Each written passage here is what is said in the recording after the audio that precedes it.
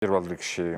ორი წამით არ შემიძლია რომ არ მივულოცო ნიკო ჭიჭინაძეს, ანდრო ჭიჭინაძეს შვილს 5 წლის გახდა და ნიკო ჭიჭინაძის მამა უსამართლოდ, უკანონოდ არის გამოგეტილი ტყვეობაში და ეს იცოდეს ყველამ, რომ პატარა ნიკოს, რომელიც დღეს გახდა 5 წლის, მას წაართვეს მამა, უბრალოდ იმიტომ, რომ მას ჰქონდა ჯანსაღი აზრი. რაც შეეხება, ხო, აი ესეთ ქვეყანაში ვცხოვრობდა, ჩვენ ვლაპარაკობდით და ჯერ ვიკამ თქვა და მე თორნიკემაც და ბოდიშის მოხდით ეს თქვენ არ მოგემართებათ ეს ჩემი განწყობა, ახაც ვცდილობ რომ ვაკონტროლო ემოციები, ძალადობის წახალისება და დანაშაულის წახალისება არა. ის რაც აკეთა აი მთელი ამ დღეების განმავლობაში რუსთავი ორმა, რაც აკეთა იმედმა და იმ დანარჩენს ტექსტივით რომ დანარჩენი მედია საშუალებები აქვს, იმასაც საერთოდ არ დავხარჯავ დროს. ეს არის დანაშაულში და ძალადობაში მონაწილეობა პირდაპირი გაგებით. არასდროს აქ ეხა მსხდომებისგან ვიკამ იცის ყველაზე კარგად, მე არასდროს ზედმეტად არ მისარგებლია ბაბუაჩემის სახელით, რომელიც არის ერთ-ერთი შემქმნელი პირველი ქართული ტელევიზიის, რომელიც თავის მხრივ ასევე ემსახურება პროპაგანდას. ბატონებო და ქალბატონებო, რომლებიც ქმნით ამ ქარდებს, რომლებიც მონაწილეობთ აი ამ დანაშაულში, ამ ძალადობრივ სქემაში, აი იმ დრამატურგიაშიც თავად რომ ხართ გადაშვებული თავფეხით, ბაბუაჩემს თქვენთვის ეს არ უსწავლებია. ვის მეტყველებას გასწავლიდათ, ვიც ჟურნალისტიკის პრინციპებს, თუ რაზე ან როგორ უნდა აგებულიყო ამბავი და როგორ უნდა მოგეთხროთ ეს თქვენი მაყურებლისთვის, ზუსტად ვიცი, დარწმუნებული ვარ და ბევრ თქვენგანთან ერთად მეც ვყოფილ ვარ იმ ტრენინგებზე, რომელიც ბაბუაჩემთან მაკავშირებს და ძალიან საინტერესო გამოცდილება იყო და ზუსტად ვიცი და ახლა მოგიწოდებთ თქვენ. თქვენს ყავთ შვილები, ვისი ამორჩეველიც არ უნდა იყოთ, სადაც არ უნდა მუშაობდეთ, იცოდეთ რომ ყველა რომ დაგვიჭირონ არა, ყველა რომ მოკლან, ჩვეულებრივი ადამიანები დაგხვდებიან ხვალ მარკეტთან, შეგხვდებიან სადარბაზოში და ისინი გეტყვიან რომ თქვენ მოკალით ის 17 წლის ბიჭი. აი ყოველი ასეთი 17 წლის არასრულწლოვანი მოზარდი ახალგაზრდა არ აქვს მნიშვნელობა, იმიტომ რომ დღეს თუ რამეზე უნდა ვსაუბრობდეთ და ამ ნარატივში რა თქმა უნდა მეც ვეთანხმები გიორგი ახობაძეს, ნამდვილად კი მეც ასეთი განცდა მაქვს რომ ეს ყველაფერი უნდა გადაიფაროს და არა, ვერ გადაფარავთ, იმიტომ რომ 17 წლის ახალგაზრდა ბიჭის მკვლელობა არ არის ჩვეულებრივი ამბავი. ქუჩაში როცა კლავენ, იმიტომ რომ იქ შეიძლება და ყოფილიყო პოლიციელის შვილიც, იქ შეიძლება და ყოფილიყო სამხედრო მოსამსახურის შვილი, იქ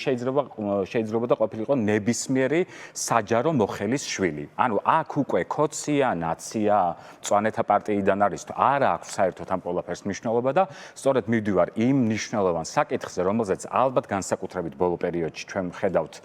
ნარკოლოგებს აქვთ ხოლმე განსაკუთრებული ესეთი სპიჩები, ვიდეოები წერენ და რატომ ამბობ, აი მოარული ჭორების დონეზე ყველა ვიცით ამბები, ეხა ერთ-ერთი გამახსენდა, ეს სრულიად შემთხვევით რომ მოისმენ კაფეში და რაღაც გინდა არ გინდა რომ ყურს მოხვდება, რაღაც ძველ ამბავს იხსენებდნენ რამდენიმე კვირის წინ. საერთოდ წარმოდგენა არ მაქვს ვინ იყვნენ და ვერც მივეცი ჩემ თავს უფლება რომ ასე ვთქვათ შევსულიყავი ორი კონკრეტული ადამიანის პრივატულ დიალოგში და იქ იხსენებდნენ დეიდას, რომელმაც სწორად მინდა რომ ვთქვა, ამფეტამინ დამოკიდებული ადამიანის გამოხსნის შესახებ ხელწერილი დაწერა, ანუ გამოუშვეს სახელიც და გვარიც არ ვიცი, უბრალოდ ამბავს ვამბობ, ოღონდ ხო იცით ეს ყველა ლაპარაკობს, ანუ თბილისში ბევრი ამბავი ვრცელდება ასეთი და შემდეგ მომხდარა ისე რომ ეს დეიდა თავად აი ადამიანმა რომელიც გამოიხსნეს დეიდა მოკლა თავად იმ ადამიანმა, რომელიც დაწესებულება, რა ქვია, კლინიკა ქვია თუ როგორც ქვია, მათ შორის მე რაღაცნაირად თხოვნით მინდა მივმართო ადამიანებს, რომლებიც წარმოადგენენ სხვადასხვა კლინიკას და ასეთი ტიპის დაწესებულებას, რომ ისაუბრონ ხმამაღლა, მესმის რომ იქ როგორც პაციენტს თუ მიუდგებიან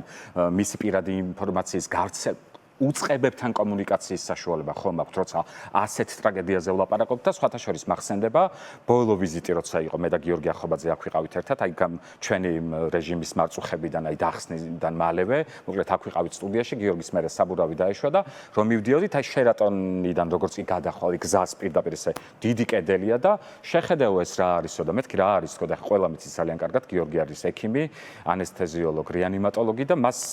სხვადასხვა კუთხით უამრავი ინფორმაცია ქონია და მეუბნება რომ აი ეს არისო ის შავი ბაზარია რომლიდანაც და ამ შავ ბაზარზე როცა ნარკოტიკზე ვსაუბრობ და როცა ნარკოლოგები არ ვიცი ვიდეოზე დებენ მოუწოდებენ მათ შორის მოუწოდებენ იმ სტრუქტურებს რომლებიც რა თქმა უნდა თავნება არ ვიცი ადამიანებით არის სავსე მესმის მაგრამ რეალურად თუ ვინმე რაიმეს ებრძვის მე ხა რატო ვაპარალელებ ამ რამდენიმე ამბავს იმიტომ რომ როცა ვსაუბრობ და ბაი ამბობ და ანუ რას ნიშნავს ფსიქიკური ჯანმრთელობის კი არა ანუ ოდნავ თუ ადამიანი უკონტროლოა და ის ვერ მართავს საკუთარ თავს და ის ერთხელ მაინც დაფიქსირებულა სპეციალისტთან, ყველა დანარჩენმა რგოლმა უნდა იზრუნოს იმაზე, რომ ის ადამიანი გარეთ სხვას არ უქმნიდეს საფრთხეს და რატოუსთან ხას.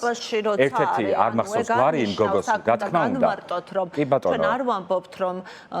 უამრავ ადამიანს აქვს ფსიქიური პრობლემები, ფსიქოლოგიური პრობლემები, მაგრამ აქ ძალადობის კონტექსტი. კი ბატონო, იმიტომ რომ ის რჩება ღია ფანჯარასავით. ეს ადამიანი იყო საშიში საზოგადოებისთვის, იმიტომ რომ მას ჰქონდა უკვე უფიქსირდებოდა ძალადობის ელემენტი. კი ბატონო. არავინ არ იცის ხო რანაირად დარჩა ეს ადამიანი გარეთ. კი ბატონო. არა აქვს მნიშვნელობა ფსიქიური პრობლემები ჰქონდა თუ არ ჰქონდა, მოძალადე იყო და ჰქონდა იარაღი და არ უნდა